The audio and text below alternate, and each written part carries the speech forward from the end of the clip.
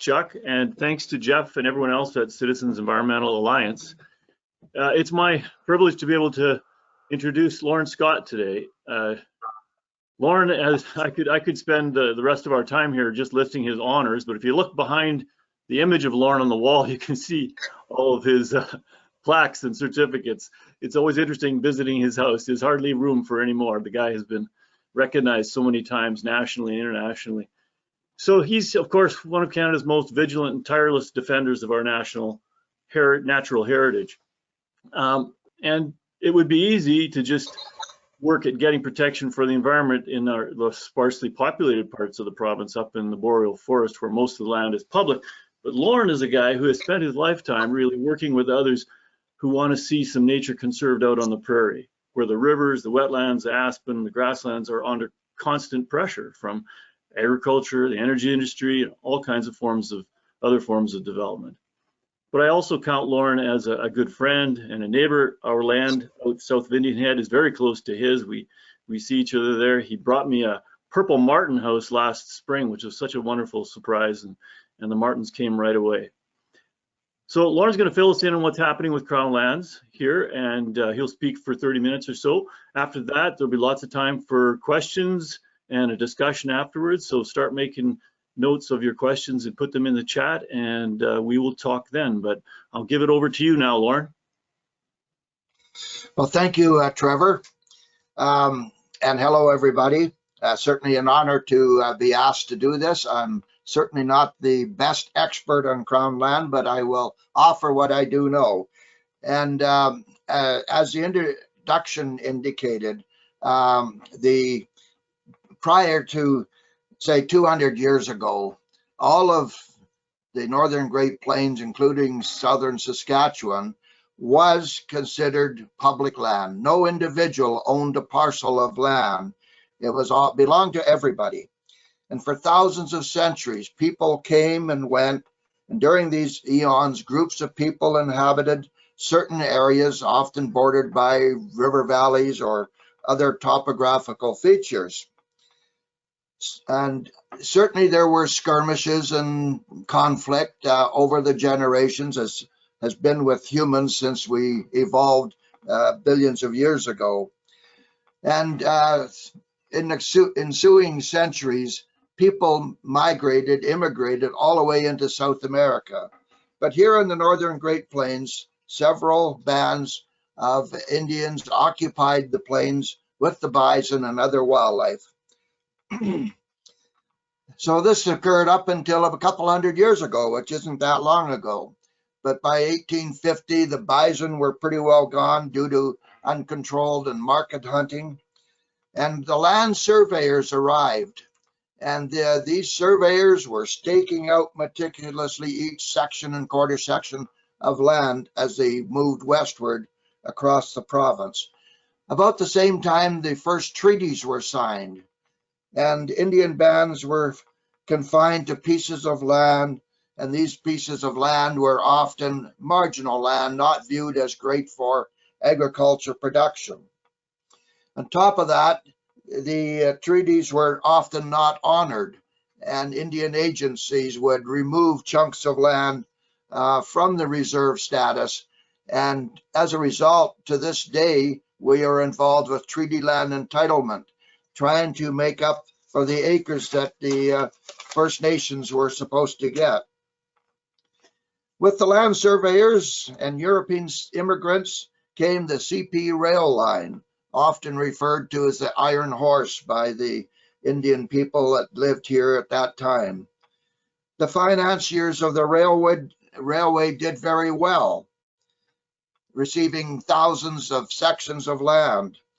As the railway was built westward, the CPR investors obtained land for 10, 20 miles back on either side of the railway, and every other section of land was given to the CPR. The Indian bands of the day saw that this expansive territory occupied by immigrants who began the breaking of century-old grasslands. The news of free land enticed tens of thousands of immigrants The arrival of the immigrants peaked in 1910, but has continued to this very day. The 1920s, a time of economic prosperity, saw the invention of old machinery, considered old nowadays, like binders and steam engines and threshing machine. All the while, more public land was offered to settlers at a nominal fee. In 1930, a very significant piece of legislation was enacted. Up until 1930, the federal government owned the resources of Saskatchewan and I assume Manitoba, Alberta as well. And these resources included oil and gas and water and rivers and lakes and forests and all public land. That piece of legislation changed things forever. The land, all of the public resources were transferred to the province. And this certainly changed things because the federal government did offer more control on development, but with the province taking control, development was more rampant. At the time of the transfer, the province created our first provincial parks, including Moose Mountain, Duck Mountain, Greenwater, Cypress Hills. And these postage-sized stamps were just pinpoints in what was once a vast northern Great Plains landscape. They do exist still today, but again, you really have to look for them. At the same time, the federal government created the Prince Albert National Park, which was larger. It is interesting to note that the United States federal government still maintains large tracts of public lands, and these include national forests, the Bureau of Land Management, national monuments, parks, wildlife refuges, and whatever. And for decades, the states have been trying to wrestle control of these public lands away from the federal government, and thank goodness the federal government has stayed firm and not bowed to the demands. So where they did transfer, excuse me, small amounts of public land, they are gone because the states used them for revenue. But the 1930s brought with it the Great Depression and the drought. Times were tough. Settlers abandoned land as crops failed.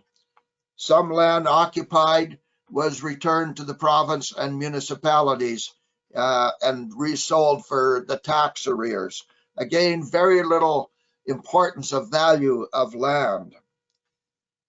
The number of farms in Saskatchewan peaked at about 142,000 in 1936. Since that time, every year without exception until today, the number of farms in Saskatchewan has declined. We have probably around 30,000 farms in the province today, and with the new census coming out shortly, we'll have an update. Following the Second World War, many thousands of veterans returned. These young men and women only knew a life of farming. There was a big demand on land. The federal government, to their credit, helped establish veterans on 1 or 2 quarter sections of land, but the land base was too small for growing crops as well as raising livestock. The late 1940s, the federal government realized the need for additional grazing opportunities for farmers and consulted with the province in providing public land in the form of community pastures, and the Prairie Farm Rehabilitation Association was developed at that time. The province agreed to provide public lands to the federal government to use for community pastures as long as they were used for grazing. If at some time in the future the grazing was not needed and the program was canceled, these lands would return to the province. This very forward-looking program that eventually saw 62 federal pastures in Saskatchewan and 1.6 million acres for livestock production, eventually grassland conservation, and eventually grassland conservation. The province, seeing the need for and success of the community pasture, launched their own community pasture program and accumulated 0.8 million acres. By the 1950s, again, new expanding technology replaced the horses and labor-intensive work on the farms. Farm size grew, and the destruction of native grass, aspen, wetlands was clearly underway with the bulldozers and ditchers, and it really, the destruction of landscape really picked up. At this time in history, uncontrolled hunting and the lack of game laws contributed to the impact and loss of wildlife. For an example, the last passenger pigeon died in a Cincinnati zoo in 1914. By 1941, only 21 whooping cranes remained. But through conservation efforts and bag limits and seasons and no hunting on certain species, we now have 600 whooping cranes in the world. The 1960s continued the trend of ever-increasing technology and larger farms. The assault on our natural areas continued. When the land was settled, most townships, 36 section squares, were surveyed, and the government retained 2 sections of land. Sections 11 and 29 were not publicly sold at the time. These sections were to be leased out with the proceeds going towards paying for the operations of the one-room schools. In the 1960s, the one-room schools closed in Saskatchewan, and the Liberal government at the time saw this as an opportunity to again offer fire sale prices to producers that wanted to buy these school sections. Interestingly, to this day, if you're traveling around and you see a quarter section of aspen or native grass, chances are it is located on sections 11 and 29. By 1970, conservationists and groups realized that the impact of this destruction of landscape certainly was impacting wildlife. The Saskatchewan Wildlife Federation in 1970 urged the government to charge more for hunting licenses, with this impost fee going towards the Wildlife Development Fund, which was in turn used to buy natural habitat for wildlife. And that fund continues today and include fishing licenses as well as hunting licenses. And the Wildlife Development Fund is getting close to owning 200,000 acres of the best remaining habitat in the province. And again, it's a tribute to the Wildlife Federation for pursuing this. By 1971, the government changed again, and the NDP under Premier Alan Blakeney took office. One of the first things that he said when they got elected is, and I quote, "Our crown jewels are not for sale," meaning our crown lands are not for sale. Indeed, for the next 10 years, very little, if any, crown land was sold. And it was really a great accomplishment. However, by 1981, the NDP's fortunes in rural Saskatchewan did not look good. And the cabinet and caucus said, well, let's offer these crown lands for sale and then people will like us. Well, the Wildlife Federation, Nature Sask, Ducks Unlimited met with the Blakeney's cabinet in 81 and expressed our grave concerns and congratulated them for what they had done in the past, but this was to no avail, and they threw their lands up for sale. My MLA, member of the legislature, was Graham Taylor here at Indian Head, and he was a conservative.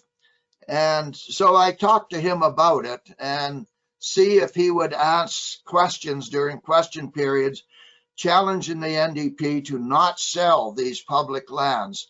And to his credit, he raised the issue and pleaded with the NDP not to sell these public lands because of their importance to conservation and wildlife and producers as well. And anyways, it didn't change their minds. To the Divine Government's credit, they did a number of programs, including heritage marshes and the launching of the North American Waterfall Management Plan in Saskatchewan. So these various programs all contributed to conservation and biodiversity. In 1982, the Conservative Party of Saskatchewan was holding their annual meeting in Saskatoon, and my MLA Graham Taylor asked if I would like to present a resolution at the convention. And I said, yes, what do I need to do? And he said, well, you need to buy a membership in the party. And I said, okay, $10. And that was my first political membership. And I went to the convention of several hundred people. Can't just remember what the resolution said or what I said, but I gave my presentation to saying basically that if elected, the Conservative Party will not sell Crown lands. And to my amazement, the resolution passed by 83%. So the Conservatives did win the election, and as Divine did, they had to abide by their policies.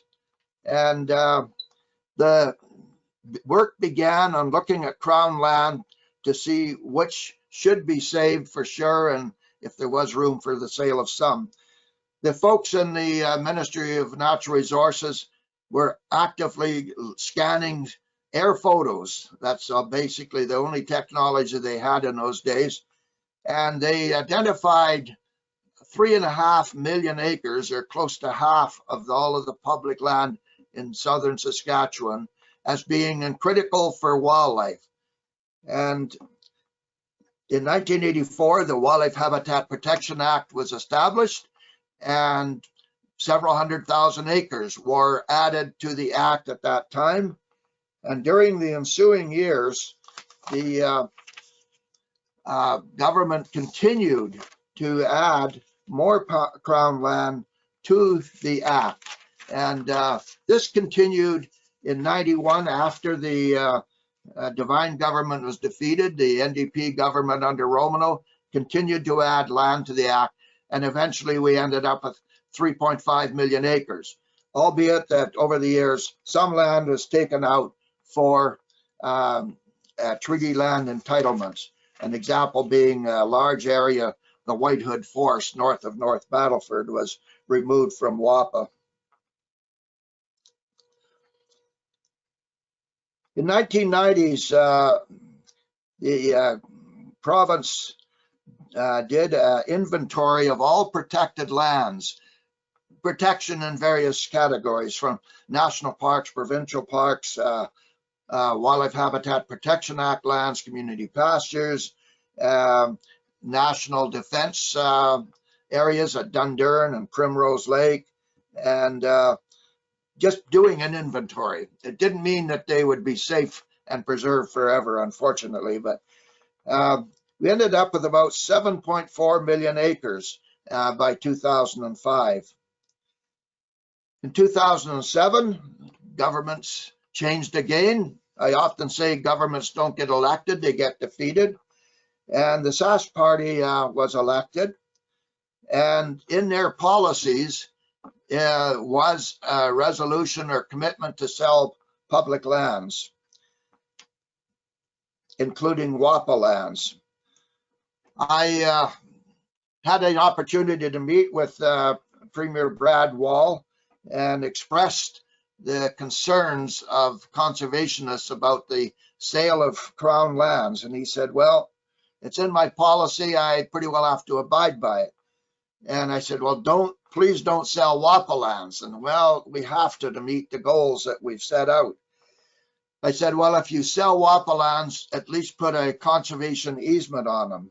And to their credit, they have put that on some land.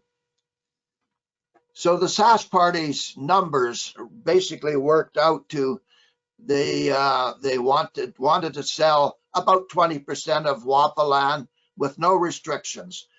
And these lands were identified 30 years prior as being critical, the best of the public lands for wildlife.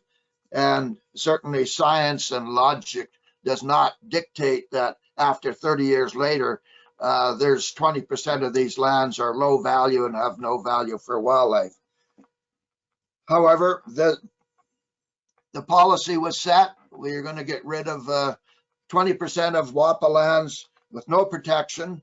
Up to another 30% or so of WHPA lands would be sold with a Crown conservation easement, which certainly was a step in the right direction.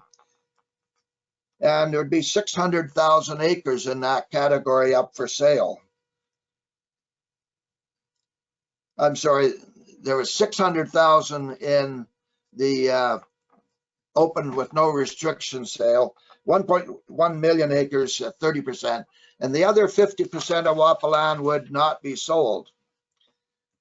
Well, to date, only 40,000 acres out of the 600,000 of low value WHPA lands has been sold.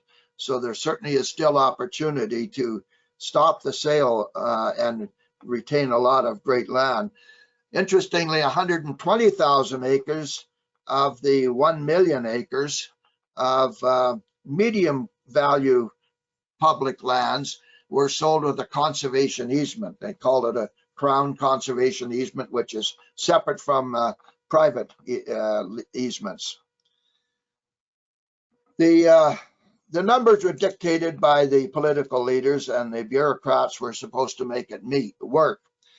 So to provide some sense of evaluations and whatnot, the province came up with the cleat assessment, which is, for the lack of a better term, not much more than window dressing.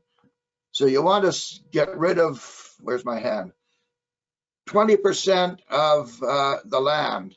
If you have 5 fingers. So basically they were said, which finger do you want to remove from your body? And basically you'd probably pick the small one. So anyways, the cleat process was not scientifically credible. There'd be two quarters of land side by side, and one would be sold and one would be retained. Absolutely no difference in the landscape, but these figures' targets had to be met.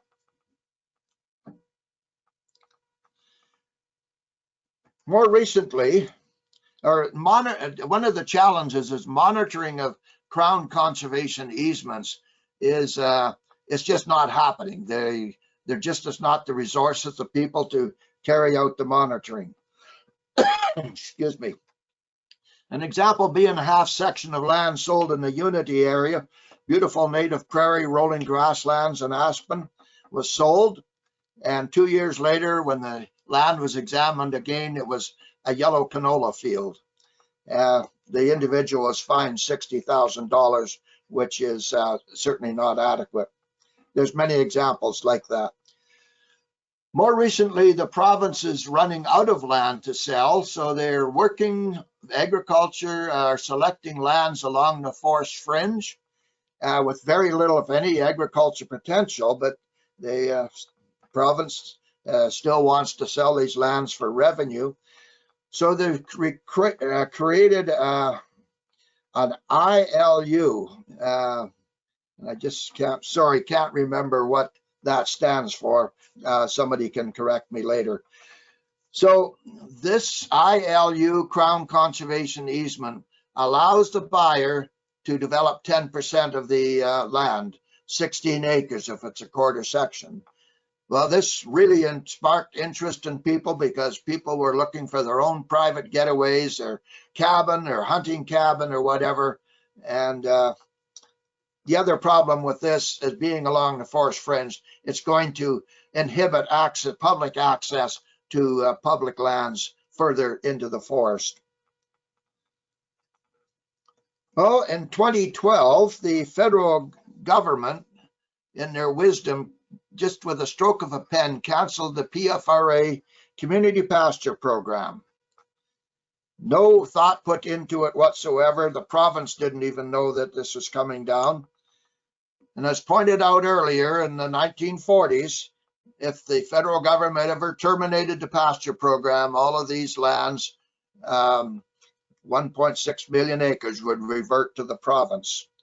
Certainly a devastating day. We lobbied the federal government as hard as we could to no avail. And we also communicated with the provincial government as well, urging them to retain the community pastures and not sell them. We were very worried that they would be sold. There were investors interested in, with up to $1 billion, $500 million, to buy all of the pastures. And to Lyle Stewart, the Minister of Agriculture, credit, he said, no, these lands are for local producers. So with the continual meeting and lobbying with the province, when I say we, it's usually the Wildlife Federation, Nature Sask, Ducks Unlimited, maybe more recently Nature Conservancy. We launched a very aggressive campaign urging the province not to sell these lands and to keep them. And we ended up with, I think, the best agreement we could come up with. The province would retain the lands. They would not be sold.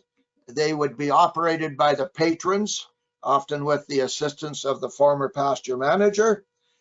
And only the patrons could buy these lands, but at the cost of land and the continual rising of land values, very little doubt, very little chance that these lands will be purchased by the patrons. Important conditions as no breaking, no clearing, and no drainage would be allowed on these community pasture lands. And the public access, general public access, would be allowed on roads and trails after November 1st when the cattle were removed. And certainly in cooperation with the pasture manager, access for specific projects or interests can be retained at other times in the year. The success of the transfer of the pastures to the patrons is so successful that the province decided they would turn over their 0.8 million acres of provincial pastures to the patrons to manage as well. And it's worked fairly well. And there's conditions that ensure that the lands will be maintained. To the Ministry of Agriculture's credit, the Ministry of Agriculture recently transferred 80,000 acres of Crown land, basically along the forest fringe, to the Ministry of Environment. And that would be included in the WHPA land or some form of continual protection. But at the end of the day, we need to lobby and retain all remaining Crown land. In the last 10 years, over 1 million acres of public land has been sold in southern Saskatchewan. The province and some others use the figure that in southern Saskatchewan, 20% of the native landscape still remains. In reality, recent studies have indicated that less than 10% of the natural landscape remains. The International Union for the Conservation of Nature states that the temperate grasslands, which include southern Saskatchewan, is the most altered, the most endangered, and the least protected biome on the planet. An area that is of grave concern is that the province still does not have a wetland policy. And this would accommodate everybody's interests, from conservation to producers to people downstream that experience flooding. We desperately need a wetland policy. Manitoba and Alberta are way ahead of us. Manitoba's policy is quite simple and transparent. If you drain an acre of wetland, you must retain another acre so that there is no net loss. So this is something that we all need to get behind and really work on. And I claim if the province is not prepared to do this, the NGOs should come up with their own. And if we have enough collaboration, enough groups, enough voters on board, we could very well succeed in having the province adopt it. So that's something that we need to certainly work on. An ever decreasing amount of public land is a critical issue for all the people of Saskatchewan. We must stop the sale, the fire sale of these public lands. We often think of Montana as, for the lack of a better term, a redneck state. But that state, if an acre of natural landscape is lost, another acre of similar value in the immediate area must replace it. Certainly a very good policy of no net loss.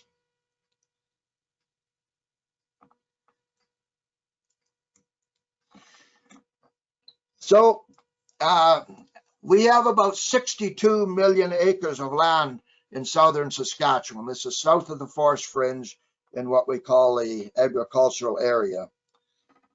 We've lost at least 90%, maybe more, of these lands to development, largely agriculture, but roads and towns and so on and so forth.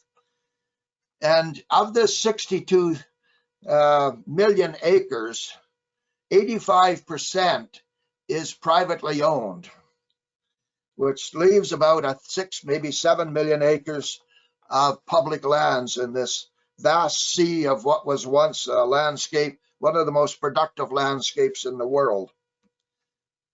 And these 6 million acres include everything from national provincial parks to national defense areas, Wildlife Development Fund, Ducks Unlimited, Wildlife Federation lands, community pastures, grazing leases, basically everything that could be tabbed as remaining in a natural state.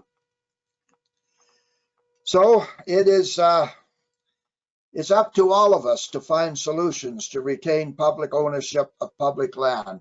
We need a united voice, rural, urban, First Nations, non-First Nations, agriculture, industry, everybody possible. We need to rally and try to save the remaining 10%. And certainly with wetlands often include aspen and native grass as well. We desperately need a grasslands, or a wetland policy, something like Manitoba and Alberta has. Over 100 years ago, Theodore Roosevelt said, "Our wildlife and its habitat cannot speak, so we must and we will." And unfortunately, Canada didn't have a leader like Roosevelt who set aside hundreds of millions of acres of land that is still set aside for the public. So we certainly need to continue. We need to be a more active, cooperative voice for conservation. And at the end of the day, the majority of people in Saskatchewan care about conservation and support public ownership of public land. Collectively, we must be a united voice, and we must have all of us on the government's case to stop the sale of our vanishing lands, because once public land is sold, it is gone forever. Thank you for listening to me.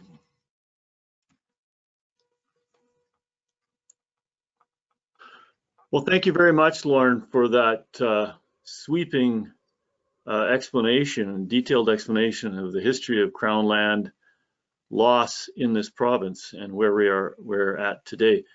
So now I would love to see some questions from folks. People want to either raise their hand or put it in the chat. If you want, we can turn your audio on and you can speak to the group and ask your question or make your comment. But Lorne, as we wait for some questions to come in, you know, I always think you were mentioning that the province is selling some land close to the forest fringe, or not selling, they're turning it over, some of it, 80,000 acres, I think you said, to the Ministry of Environment. And it's always interesting to consider how the Ministry of Environment is the one ministry in charge of our northern lands and the forests. So there's some recognition of their ecological value. However, in the south, all the Crown land is administered by the Ministry of Agriculture. And that seems to make a big difference, don't you think? What do you think about that? Well, it certainly does. And I guess right from the day of the first settlers, southern Saskatchewan was viewed as agriculture, and agriculture, I guess by default, inherited the management of these lands in the farming area of Saskatchewan. And it's a given that northern Saskatchewan is Ministry of Environment, and it's just been like that, and people have come to accept it. But yes, I don't see it changing. Mm-hmm. Yeah, we've got one question here I see from Kathy. She says she has a question, doesn't see the chat panel. The chat panel is down low, I think, in the dashboard below some of the main elements. You should be able to find it there if you click on the little triangle. But anyway, perhaps we could have you just turn your audio on, and Chuck could turn yours on. We could have your question. That's Kathy. Thanks, Trevor. I still don't see the chat. This is the first time I've used this system here. But in any case, thanks very much, Lorne, for your presentation. Like Trevor said, just packed with history and information. One of the things I'm really concerned about, and this isn't about the sale of Crown land, but you may be aware that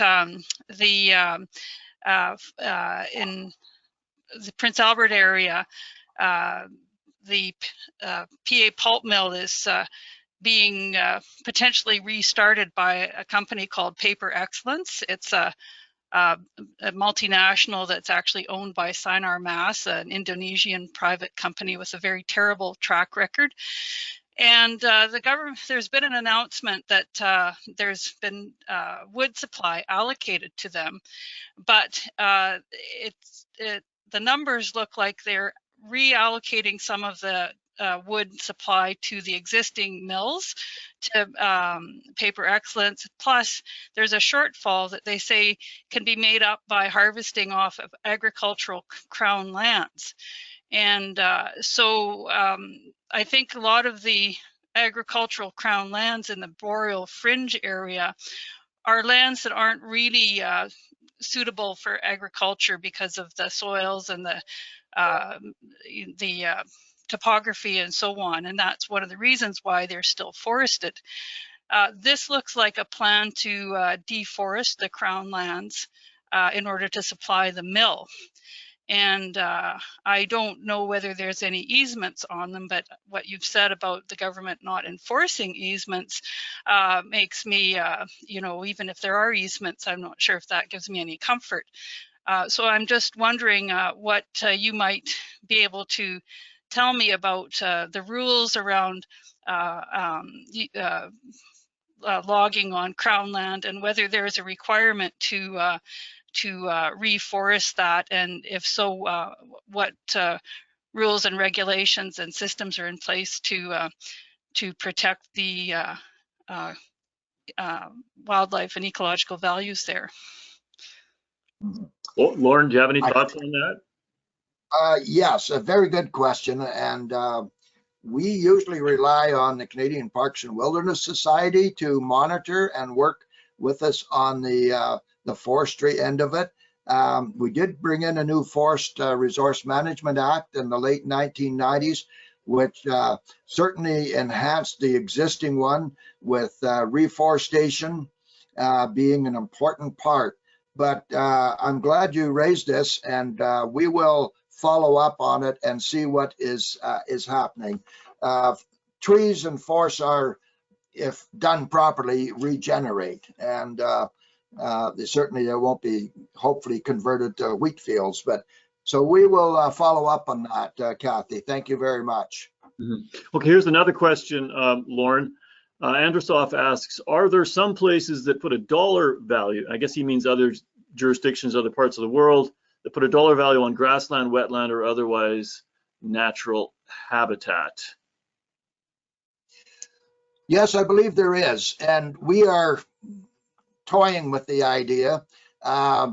We are still trying to determine exactly how much carbon century-old native grasslands maintain, and we're working on this. Similarly, wetlands are great carbon sinks. So as soon as we can scientifically confirm the value of these for carbon sequestration, it'll certainly strengthen our case to preserve these areas. But we haven't got to the stage yet where we can say a quarter section of aspen has 10 deer living on it or a moose or whatever. We haven't got to the financial value of that yet, but it's inching forward, and probably some jurisdictions are undoubtedly a way ahead of us. Mm-hmm. Okay. Now here's another question coming from the Prairie Conservation Action Plan. Question for Lorne. Does the Ministry of Agriculture allow for the breaking of native grassland and the draining of wetlands? I would assume that's a question relating to the Crown land, because of course on private land it's a free-for-all, do all the breaking and draining you want. But yeah, on Crown land, does the ministry allow for breaking of grassland, draining of wetlands? Lorne? To the ministry's credit, they do not allow breaking of native grass on community pasture lands or privately leased lands. This would be a quarter section or whatever leased to somebody. They cannot legally break up the grass. Ironically, they can drain all of the sloughs on these lands. So that's why we really need to focus on a wetland policy, because native grass, aspen, and wetlands go hand in hand.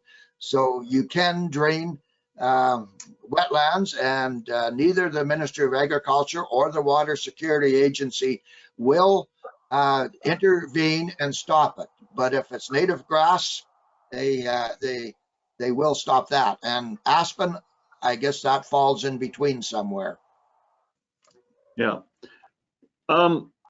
Chuck, I'm going to call to you here because I'm having trouble reading these questions that are coming in. This webinar system only shows me a tiny, skinny little line to read a question. And I think there's a ton of questions there, but I can't get to them all. I can just see one line at a time. So if you've got better access than me, please read the questions. Okay, I'm just going to jump to somebody that's got their hand up. Agnes Davis, you're unmuted. If you want to unmute yourself. You're self-muted. Agnes?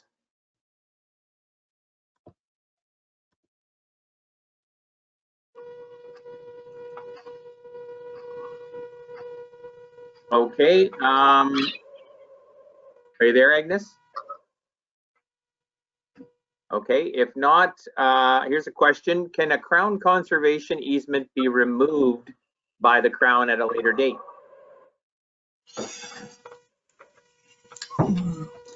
The answer in theory is no, but anything is possible.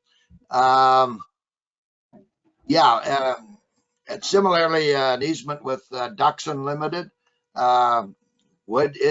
these easements are in perpetuity, and so theoretically a Crown conservation easement could not be removed, but as we know, as we've seen in our lives, governments change, policies changes, but the intent is it's in perpetuity. Okay, but Lorne, wouldn't you agree that the private conservation easements from Ducks Unlimited, from Nature Conservancy, have a much better monitoring and enforcement system? If somebody, breaches their conservation easement, NCC will take them to court, and I know they've done that and they've won. Yeah. I don't have a lot of confidence in these Crown conservation easements. And as you said, there's examples of people just getting a small fine that still makes it worth their while to break the land, because the cost of buying a quarter section of already broken land would be more than the additional fine that they've added on, plus their original purchase cost. Yes, it's certainly Crown conservation easement is better than nothing, but it's certainly, I guess, up to the society and you and I to monitor any of these areas, any of these easements in our area. But again, WHPA was supposed to be carved in stone, and laws can be changed, and anything that the government does, policies change. So it's certainly something we need to monitor. And regarding easements, they've been in use in the States a lot longer, but the U.S. Fish and Wildlife Service says that conservation easements are the most financially acceptable and socially acceptable way of preserving land in the U.S. And they rely on them heavily, but perhaps the attitude and the importance of easements is recognized as greater than they are up here. So we need to never give up. We have another question. Any comments on the irony of the Saskatchewan Wildlife Federation fundraising for the public to try to bid on and buy pieces of Crown land that the public already owns? This has happened on occasion, but usually not. There was one example south of Regina in the Avonlea area. A large tract of beautiful public grasslands was offered for sale, and interestingly enough, a conservation organization ended up buying it. But we should not have to buy our own land, and much better to have a system that is foolproof, and so that valuable, extremely valuable lands are not put up for sale. But yeah, it's unfortunate that we use our money to buy our land, and those instances are fairly rare. Lynn Oliphant, I see you've got your hand up. If you want to turn your mic on and ask a question. Yes, I actually typed it in, but I think the on the control panel, but I don't think that's coming through. Anyway, Lorne, I mean, Trevor indicated that you've worn many hats over the years and have worked tirelessly for conservation.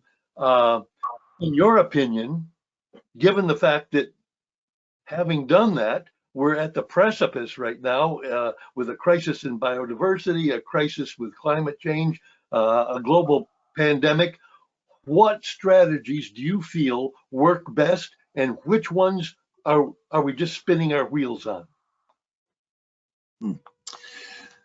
Good questions. I often say the successes in the conservation field, we measure them by reducing the losses. We never gain, but we cut the losses, and it can be very disheartening. However, we can't give up. The best approach is using science and credibility and networking, bringing groups together. For an example, if First Nations, agriculture producers, conservationists were able to agree on one thing, whether it be a wetland policy or whatever, and go to the government, the chances that we would succeed are a lot better than just groups going individually. We have to build our network. And as I said, the vast majority of people are concerned about the biodiversity losses, and we need to figure out how to rally them. And often when you get one letter in as a minister in government, there's at least 10 or 20 people with the same thoughts. So I find protests not to be successful. There's so many protests now that basically every day, but being business-like, cooperative, and having scientific facts is, I believe, and networking is our best chance. Do you think that our current political system is a major blockage here with first past the post rather than proportional representation as a possibility? Alan Savory always says there's, one weak link in the chain. And for me, in terms of the political system, that's our weak link, and that all of our conservation organizations should be working towards changing that political system that doesn't allow those of us that are concerned about these issues to have a voice. A very good observation. As some of you know, I was a minister in government, provincial government, and I was also reeve of the local rural municipality. And yeah, there's a big difference. And when I got elected in 91 or whatever, I was told the next election starts today. So for the next 4 years, you're looking at whatever you can do to get elected. And if preserving some crown land ticks off some voters in rural Saskatchewan, it's a non-starter. So yeah, the system is not ideal. I've been told that some people have said democracy is the worst form of government except for all of the rest. I don't know if we can find a system that would work, but it does need to be looked at. Okay, another question here, Shannon Thompson. If you want to unmute yourself, you can ask Lorne a question.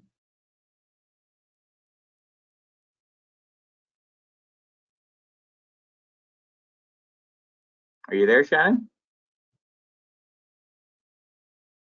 Hi, can you hear me? Yes. Yes. Okay, awesome. Thank you. Thank you for this forum today. I apologize, I joined a bit late. However, I am from the File Hills Capel Tribal Council.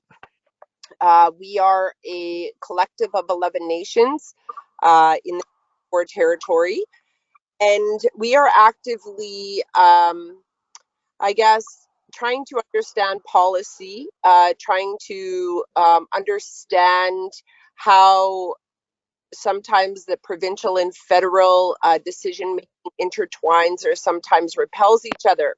My question today is, earlier in 2020, we had an engagement with Environment Canada, and that engagement included the considerations and input to prairie national wildlife areas that are going to be basically decommissioned, rezoned, and then the disposition of the resulting available lands. You know, there's a lot of issues inside of this process. However, I'm very curious the intersect of this federal initiative to the provincial crown land sales issues that we're all, you know, a part of. One of the things that is very alarming about this process with the Prairie National Wildlife Protected Areas in Saskatchewan is that,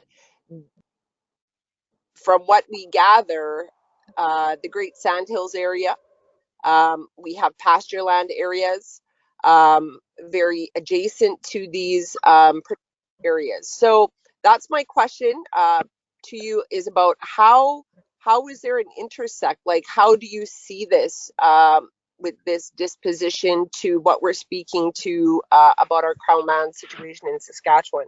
Thanks. Thank you very much for that question. Trevor, you've been more involved with this than I have. Do you like to respond to it? Yeah, thanks for your question, Shannon. This is maybe just to explain a little bit because we haven't been talking about this. Is federal land. There used to be a program, or there still is a program, where the federal government has these national wildlife areas in various provinces, and it's all federal land. In Saskatchewan, there was 20 some of these small properties that some of them were kind of grandfathered in deals between the province and the federal government. We don't need to go into those details, but they had all these little properties, some of them only a quarter section of land, some of them several quarters. And over time, some of them have been mismanaged, really, and degraded. And so the government, the federal government, the Ministry of Environment, was proposing that they could let some of those go and instead focus on a couple of really important ones that they felt really met some of their internal goals with conserving habitat for certain species, certain types of habitat that they felt were had more ecological integrity. And as Shannon said, organizations such as theirs, First Nations and non-Indigenous organizations were invited to respond to this proposed concept, this idea. We've all done that, and there was quite a strong response, I think, from Saskatchewan people concerned and organizations concerned about this. So the latest we've heard is that nothing is happening yet. They're still reviewing all those comments, which happened, gosh, almost a year ago now, I guess. So we're waiting for their next move. But how this relates to what we're talking about today with provincial crown land, I always, go back to that land transfer agreement of 1930 that Lorne mentioned. That's one of the great tragedies, I think, of Canadian history, is the transfer of all the responsibility for crown land over to the provinces because of the effects of it.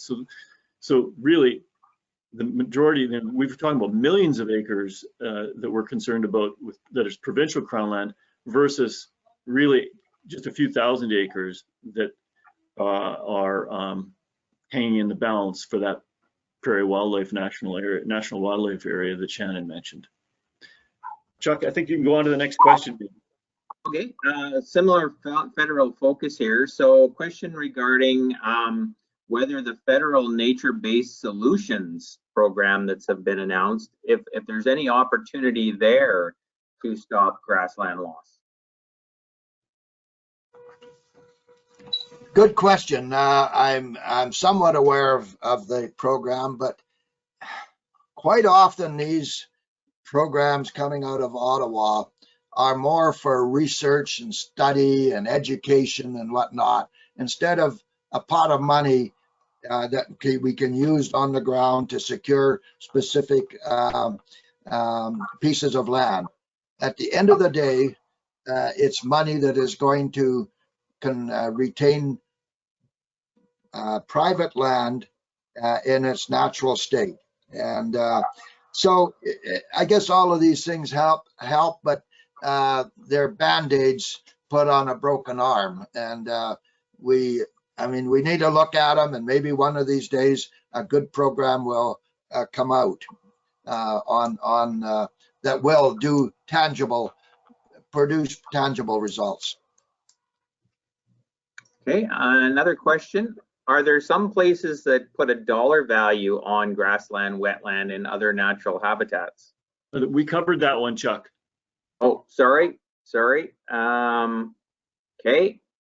How could the goal of 25% protection by 2025 be used to prevent these sales? Well, in Saskatchewan, we have not secured 10% even. The province is still, I guess, got their sights on the 12%, which is an old figure, and has been replaced by 25 and then 30 and so on and so forth. In southern Saskatchewan, we simply won't achieve it. And if push comes to shove, drawing big circles in northern Saskatchewan to make up the 12, or would never get 25% even doing that. So yeah, we won't get there. We're 9.6 or something right now, and that includes community pastures, and which can change. So yeah, we simply won't get there, but we need to keep trying. But you can see, Lorne, how crown land, conserving some crown land gives government more capacity in the future to be able to serve that kind of international priority. Canada's made commitments to get there by 2030. Saskatchewan, as you said, is lagging way behind, just aiming for 12%. But if we keep selling off crown grasslands in the south, our chances of getting anywhere near that in a representative area, because it's not enough just to draw those circles in the north where it's easy to do. You have to have a representation of each ecological type of landscape, south and north. So we're not getting anywhere near that. I think in the moist mixed grass prairie and in the aspen parkland, we have less than 7% of our land protected. So we're a long ways off 25 or 30%. Yeah, we certainly are. Yeah, and I guess we can't give up. but each time a parcel of Crown land is sold, that's just gone. And good point, Trevor. Is there any more questions, Chuck? Yeah, there's lots of questions coming in. I see Tess Ryder, you have your hand up. If you want to unmute yourself and ask a question. Hi, I just want to say thank you, Lauren, for this extremely informative presentation.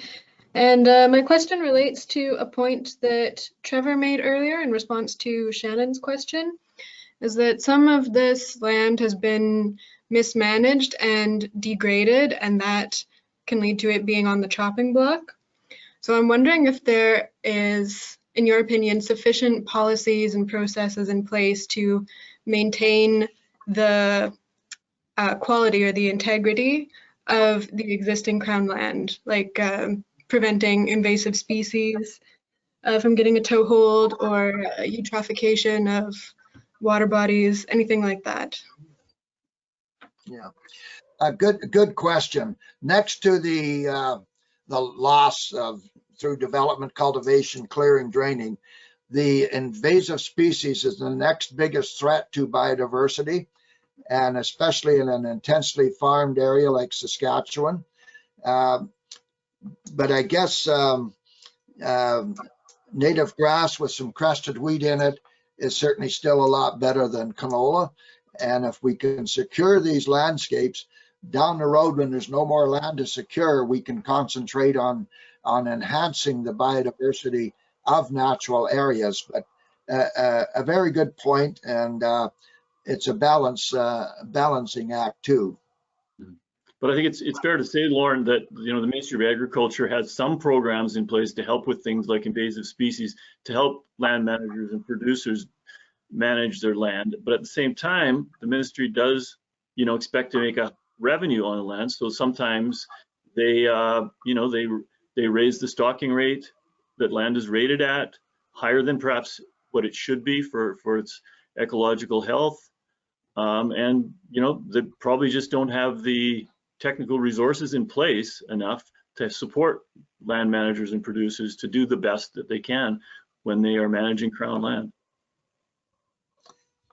Yeah, that's right. Some of the community pastures, a lot of the lands were broke in the 1930s and 40s, and it is there's some was ceded to crested wheat, and to the government's credit, they categorize these lands as natural. And even though there's crested wheat, it's certainly a lot better than canola. And a lot of native species over the decades are reintroduced to these pastures that had some land cultivated at one time. Okay, Joanne DeRosa. Awesome. Yes. Hi, can you hear me? Hello. Yes. Joanne, you're self-muted. Please unmute yourself. Thank you. So thank you for that too. My name is Joanne DeRocher. I'm calling out of Saskatoon, Treaty 6 territory. I just wanted to acknowledge what Lorne said earlier in his presentation, because this is alarming concern for me. I know he's talked about, in 2005, we had an inventory of, what was that, 7.4 million acres of protected land. And then he mentioned, we don't have a wetland policy. Manitoba and Alberta do. And then I think in this example, he probably used Waka, which we lost 90% of, that was 63 million acres of land through development. 85% of that is private owned. So that's very alarming to me, because that's saying a lot, because from our discussions, these public lands are becoming private, and private, you can do so much more that is not environmentally friendly with these lands. And then I guess my question to Lorne is, let's You know, and you talked about data. Data is very important, that science, that analytical data, because it's that data that's going to tell us where we're going to go in terms of whatever decisions, policy, what we're going to make. So I guess my shout out to you now is, how are we going to go about trying to encourage our government, the federal government, to incorporate some sort of wetland policy? Because you mentioned about NGOs, voters, groups coming together. So yeah, that's a question for Lorne. Well, thank you. A very good question, Joanne. Because of the Natural Resources Transfer Agreement, the federal government really does not have much jurisdiction over wetlands in Saskatchewan, unless it's a development with that affects international joint commission waters, such as the Souris River and the Rafferty Dam project. But yeah, I appreciate your questions, and I would urge you to leave your contact with Chuck, because we would like to pursue this with you and see where we might collaborate. Okay, another question regarding the sale of land. Should there be an environmental impact assessment before lands in the forest or in the ag zone are sold? Supposedly the lands are examined for biodiversity value, but an environmental impact assessment is based on the term development. Is it a development such as a mine or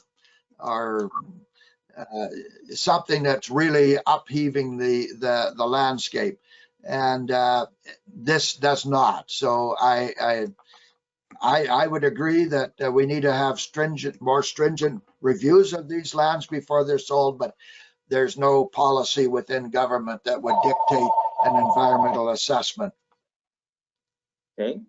Another question from Kyle Drake. On the wetland conservation policy, what should be the approach to push for a wetland policy in Saskatchewan?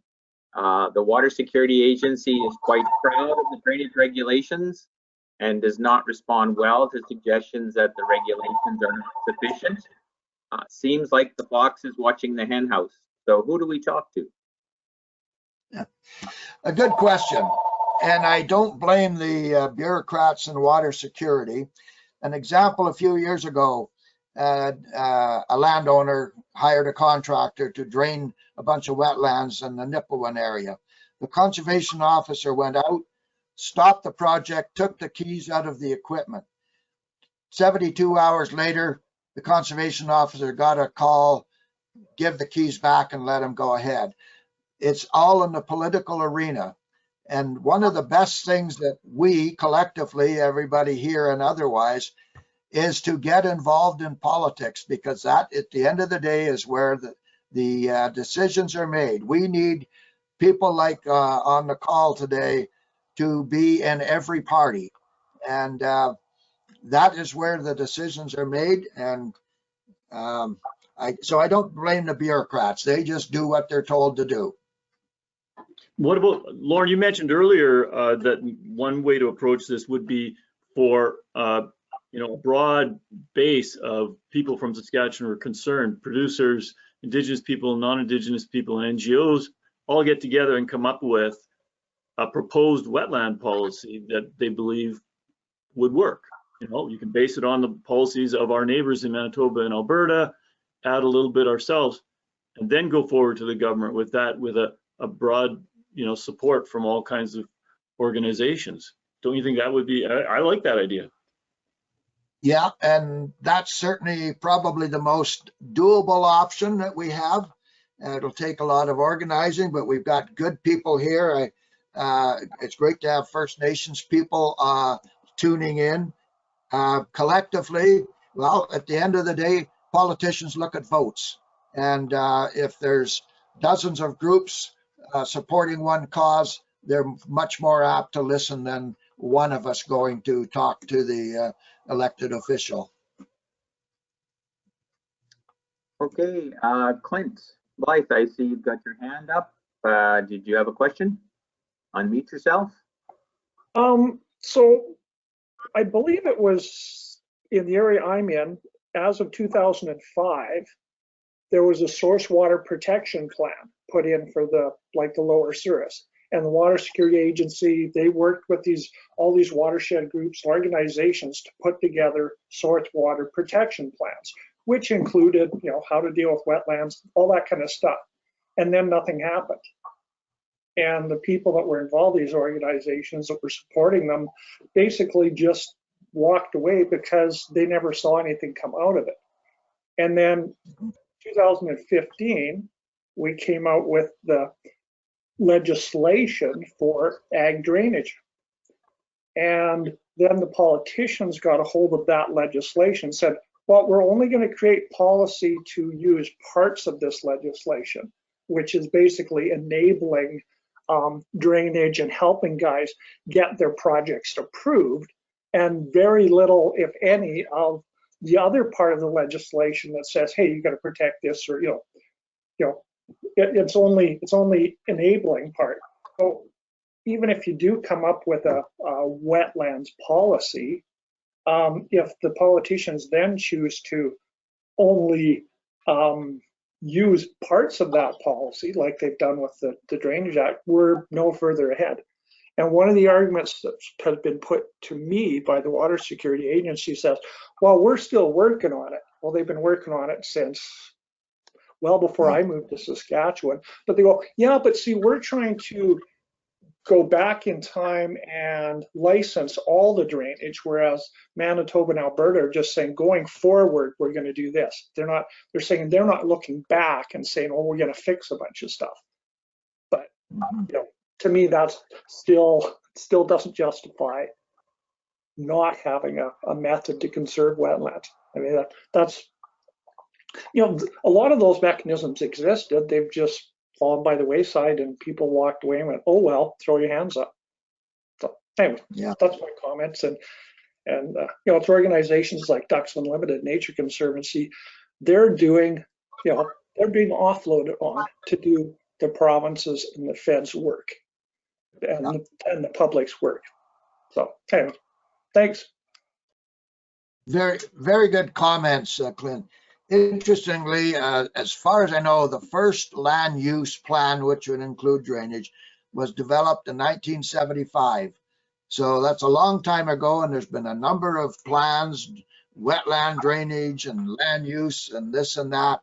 The other interesting thing is, in urban centers, people accept policies that are beneficial to the community.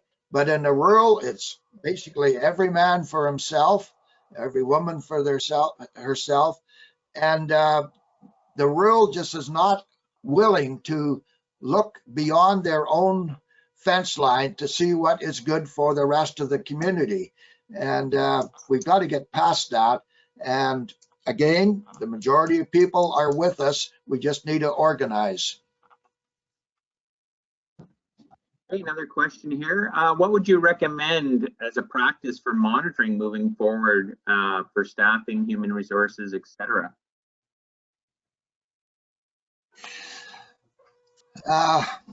Well, we've told the government that we need more people to do the monitoring. We just can't let it go.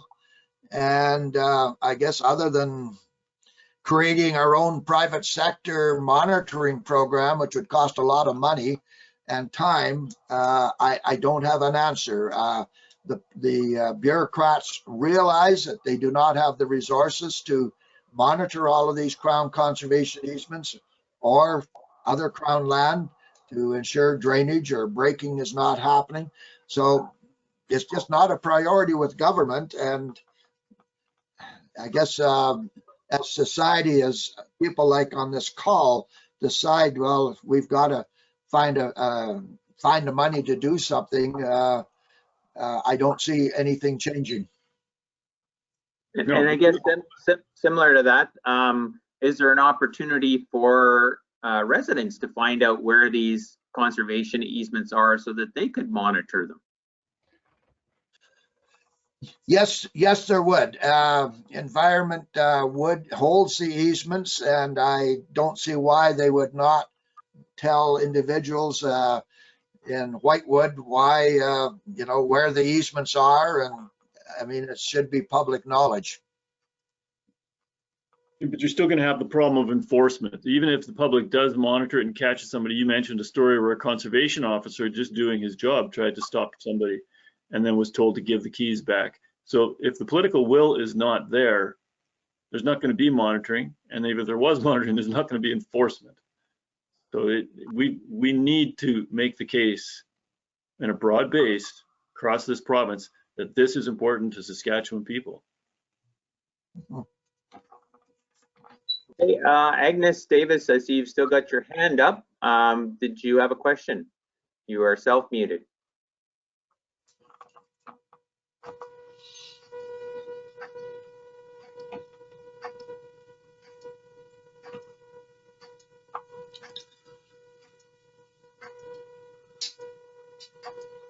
You did.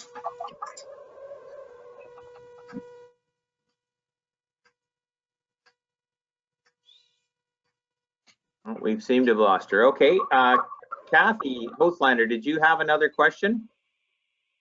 Yes, thank you. So I've had my hand up for quite a while. So the question I had originally, I guess I still have that question, but also a few more comments. The previous question kind of touched on a little bit of what I wanted to say, is that the idea that private conservation like Ducks Unlimited and conservation easements on private land is the best way to go about things is, I think, a real a failure. And it's also elitist, you know. The public of Saskatchewan owns the Crown land. It belongs to us. It is ours. And most of us do not have hundreds of thousands of dollars to spend on buying land for the sake of conserving it. And to just abdicate the whole area of protecting our Crown land and our biodiversity and our wetlands to public authorities that don't care and won't do anything is shameful. Like, I'm really disappointed that, you know, if this webinar here is supposed to be about how do we protect our Crown land, and what I'm hearing is that, well, you know, it's too bad the government won't do anything. Maybe these private outfits will do something. And am I supposed to be giving money to Ducks Unlimited if I want to do something that matters?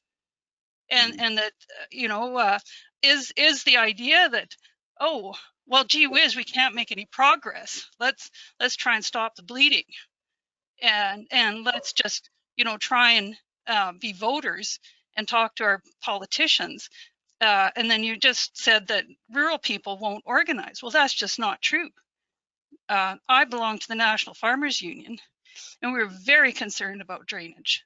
We're very concerned about the Diefenbaker Dam. We're very concerned about biodiversity. We're very concerned about deforestation. Now, there are people that want to do something. And so just kind of saying, well, it's too bad, we can't do more. I mean, that's not leadership. That's giving up.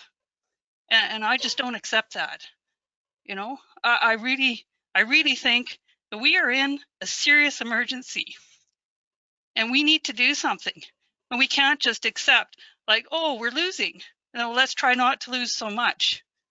We got to turn things around. And I want to do something. So, I mean, let's do it. Can I say something, Lorne, answering this question? Yes. Kathy, I love your passion and everything you said. You're absolutely right. I mean, we're swimming in a neoliberal political reality right now. And as Clint mentioned earlier, we're offloading responsibility for the public trust to private groups like NCC and Ducks Unlimited. And that just isn't right. I hope it doesn't sound like we're giving up. We certainly can't give up. we have to organize. And rural people, of course, have the capacity. They always have had the capacity to cooperate, work together on common cause. So that absolutely has to happen. But as you said, this current government is abdicating responsibility for that public trust. And I think they're also abdicating the responsibility as treaty people and having signed treaties with the indigenous people of this land who were looking after it for thousands of years.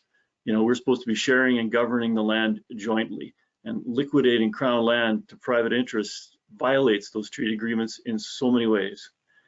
So we have to get back together and work on these things. We need some leadership to do that. And we're not seeing it right now in the province. And I'm going to criticize, unfortunately,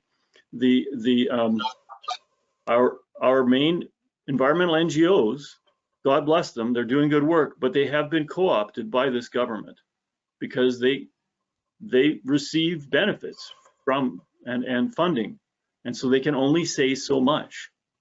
Sometimes it's their policy. Certainly NCC can't speak out on political issues or what's considered political, but the other major NGOs who actually have staff and offices where they could be, you know, launching a campaign against the sell-off of Crown land won't do it because they are too connected to this provincial government in so many ways.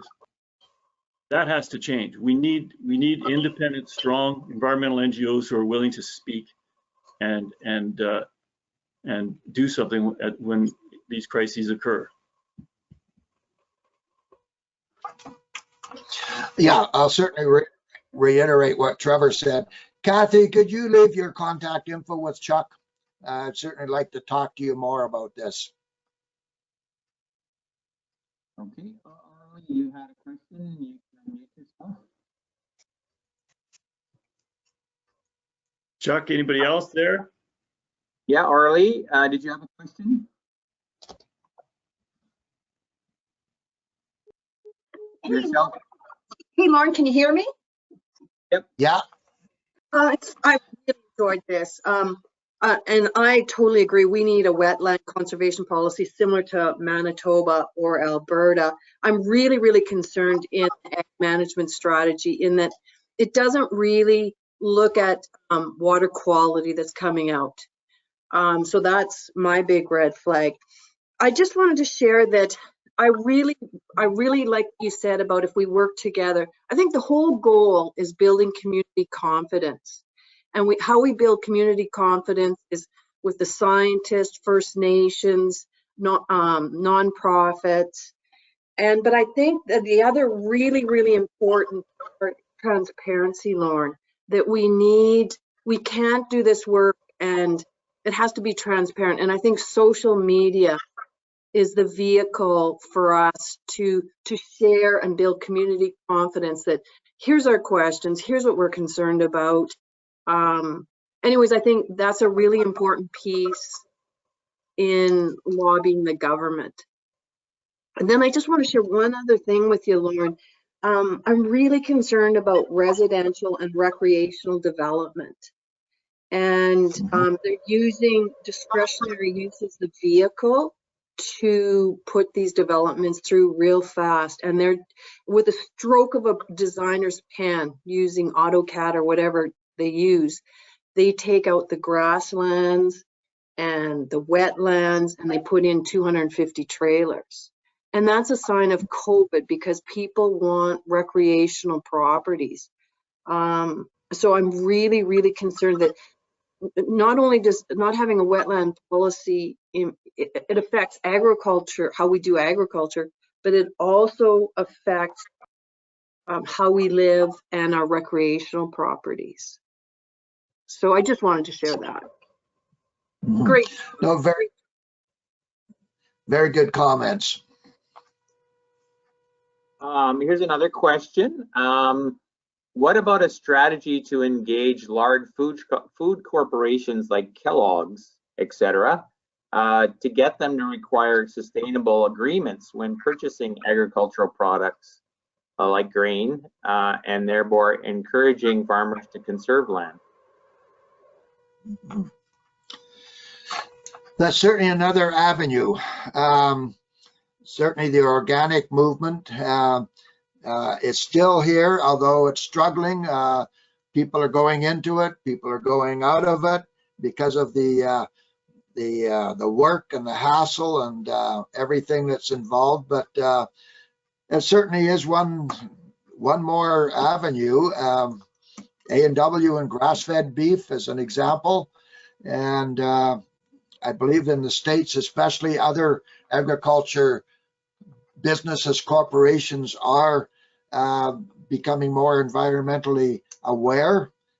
So it's another tool in the toolbox for us to use. Okay, I'm not seeing any more. SM Humphreys, you've got your hand up. Did you have a question? You're self-muted. About that. I didn't have a question. I have an offer, and I'm sorry I hit the hand up by mistake when I was trying to write in the chat.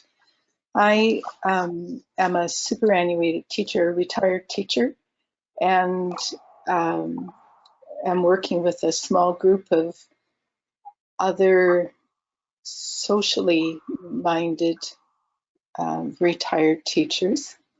And I would be interested in hearing of any group efforts in advocating with the government for greater responsibility for our Crown lands. And therefore am in the process of typing my email to invite you to keep us on your list of potential for your network. Our voice is small, but we have the opportunity to talk to others, and we are concerned citizens. So I have truly appreciated the session today, and one I attended last night as well, and appreciate the sharing of your expertise and time. I know there's some technical challenges always, but thanks very much for bringing this to our attention and for all your work in the past and in the future. Well, thank you very much. It's people like you, that the grassroots, that make the difference. And if we can just get everybody under one tent, somebody else pointed out, we'll have a greater impact on our successes. Okay, so I don't see any more questions. So lots of thank yous and job well done, both Lorne and Trevor. So just a reminder that tomorrow is another webinar. Chris Spence with Environment and Climate Change Canada will be talking about wetlands and the benefits that they provide to our communities as well as the environment. So be sure to join us for that one. And Trevor, or Lorne, any closing comments? Just want to thank you guys for making this possible. Thank you to everybody who participated. We need rallying calls like this to get our spirits up and pursue the things on ahead of us. So thank you very much. Yes, thank you, Chuck and Lorne and everybody else for so many great, strong comments, and well, just good, passionate discussion about this, and that's very heartening and hopeful for those of us who are trying to work on these issues.